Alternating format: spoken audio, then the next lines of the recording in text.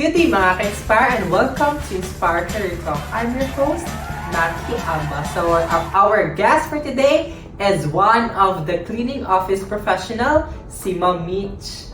Let us welcome Ma'am Mitch. Hi, Ma'am. Welcome po. So, Ma'am, kamusta ka naman dito sa Inspire? Okay naman, Ma'am.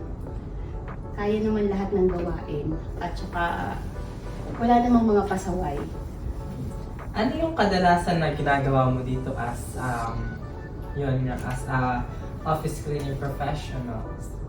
Bali pagpasok ko, pag-in ko, maglilinis ako ng mga table ng mga staff dyan, mga employee. Tapos yung sa office room ng mga boss. Then, yung hallway, wawalsan, imamap. Then, sa pantry, after lunch. Tapos, sa CR ng girls.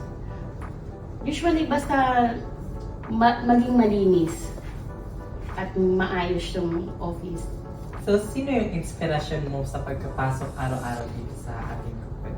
Mga anak ko. Kasi, unang-una, nag-apply ako ng trabaho para dagdag ng income. Kasi dalawa yung college ko. Kaya, yun. Yan. So, meron tayong icebreaker dito, ma'am. Parang fast talk. Okay. Parang pipili ka lang sa dalawa kung anong pipili. Sige, okay. Coffee or tea? Coffee. Sandals or sneakers? Sneakers.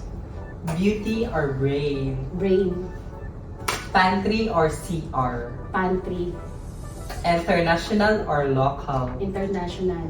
Lights off or lights on? Lights off. Hot or cold? Hot. Tall or short? Short. Nakaupo or nakatayo? Nakatayo. So, that's all, ma'am. Thank you, Thank you. ma'am. Thank you. So, that's all for today, mga ka-Inspire. I'm your host, Maki Amba. Please subscribe and follow our social media platform, YouTube, Instagram, Facebook, and TikTok. Inspire Next Global Inc. Inspire Holdings Incorporated. Thank you and God bless.